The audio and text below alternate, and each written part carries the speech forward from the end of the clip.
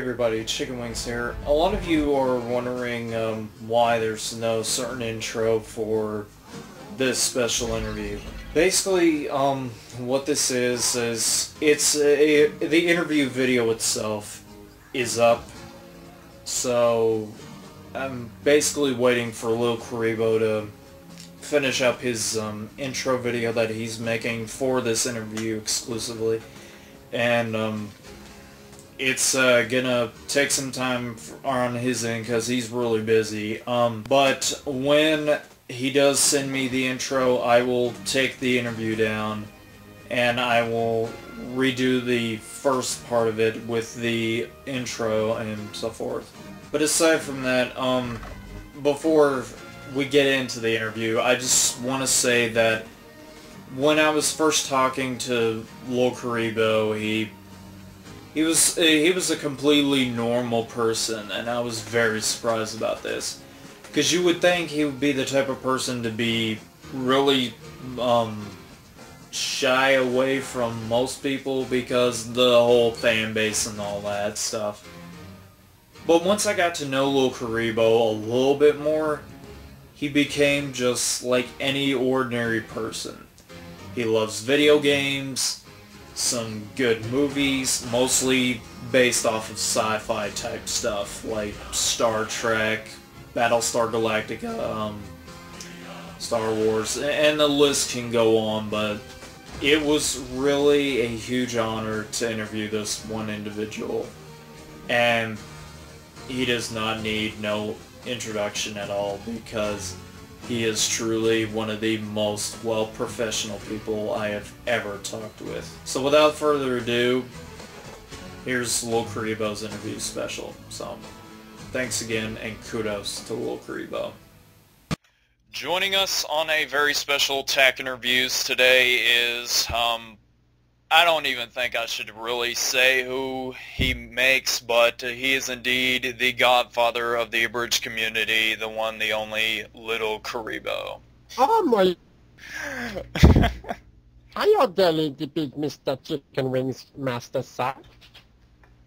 Mr. Jaja Binks! Hello, sorry. No, it's fine. So, anyways, what is up with the littlest of Kuribohs? Not much is up with him. He's just come back from a rehearsal for his new play. Well, it's not my play, but it's the play that I'm in, and I'm just sort of relaxing. And I just figured, you know, it's as good a time as any to do an interview. Anything in particular you're looking forward to this year?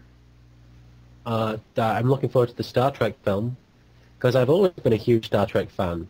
Ever since The Next Generation. I was actually never really raised on the original series, so it's interesting to be excited for the new film when it's a reboot of the original series, which I was never big into, but I'm curious, just because it would be cool if it franchise again. Yeah, for some reason it feels more or less like a prequel.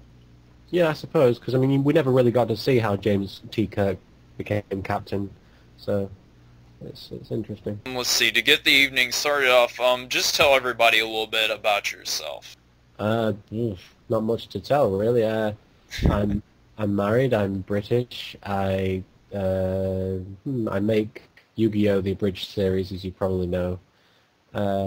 I've always been interested in voice acting. I've never actually tried to pursue it as a career, but I've always found voice acting to be a really interesting, just an interesting field because it's one of those things where there's an aspect of celebrity to it, but voice actors are extremely anonymous. Nobody really knows who they are. They just know them from their voices, and you know a lot of people know these voices, but nobody really knows the people behind those voices. You don't really get asked to autograph things when they're walking down the street very often because nobody knows their faces. They just know their voices. So I always thought that was interesting to be the sort of person who would assign themselves that sort of character. But yeah, me as a person, there's not much to tell really. I'm just a very shy guy who happened to be in the right place at the right time and spark some sort of insane uprising of humor in people. Where did you come up with the idea of an abridged series? Oh, I wanted to do a fan dub of something, uh, and I had lots of Yu-Gi-Oh DVDs lying around. I didn't really. It was just by default I chose Yu-Gi-Oh because it was a show DVDs of. So I figured, well, I'll do a fan dub of that. But I didn't want to do a straight up fan dub. I wanted to do something with a twist, something that would draw people in.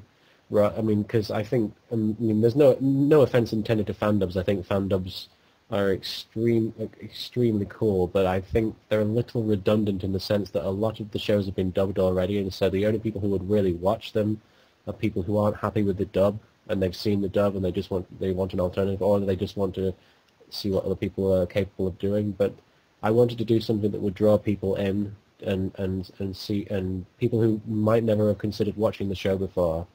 So I thought I'll do something with something funny, but not a straight up spoof or an AMV or something like that. I wanted to do something where I captured the essence of the original show, but I didn't alienate anybody. I didn't aim it specifically at people who'd already seen it before. And there had been like a load of like videos online, like movies in 30 seconds. Like there's that series of like the Flash cartoons with the rabbits. I can't remember what it's called, but that was very funny. And I thought, if I shortened the show down by taking out all the card games, the show would probably be about 5 minutes long, maybe less, and people might be more inclined to watch it. So I did that, and I wrote a very basic punch point script for episode 1, and fleshed it out with a few jokes, a few strange lines here and there, a few references to shows that I had subconsciously ingested, and then just turned it into an episode of. I'd never intended it to be an actual series, but I called it Yu-Gi-Oh! The Abridged Series, episode 1, thinking it would be sort of forgotten in a few weeks if I was lucky, and then I just left. And it seemed to snowball, and then I decided, well, you know what, people seem to like the idea, so I might as well make it an actual series where I abridged the whole darn thing, and then it took on a life of its own. Where did you come up with the concept, screw the rules, I have money? It wasn't really a concept, it was just a line. I honestly, when I wrote that line, I did not expect that to be the highlight of the episode. It was just a line. It was like a bridging. It was like a way of getting from point A to point B. I needed Kaiba to say something that just was basically just, yeah, look, Yugi, shut up. I have money, so I don't need to listen to what you're saying. I just sort of condensed it into, look, screw the rules, I have money. And I don't know what it was about the line that people liked so much, because when I recorded it, I never heard it was like, yes, hilarious, and I'm like, what? No, everything else is the joke. That's why are you so excited about that? So yeah, I had no idea. And that always happens. I mean, the best lines tend to be the ones that you just write as if it's one of the characters just talking as themselves, and it stands out because people are like, yeah, that's exactly what he would say. You know, I mean, you could imagine Kaiba actually saying that in the show somehow. I think there are fans out there who genuinely consider Abridged Kaiba saying "through the rules, I have money" to be something that actually happened in the show, because it's so hard to differentiate some of the abridged characters from the actual characters. Like, some of them are funny specifically because they behave like they do in the actual show. Like Bakura, for example, Yami Bakura. There's very little difference between him and the original show's counterparts. So basically, like episode 1 of the actual series, where Kaiba's bribing Yugi's grandfather of like money for the blue eyes.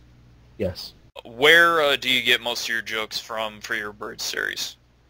I steal them from you. No, I just at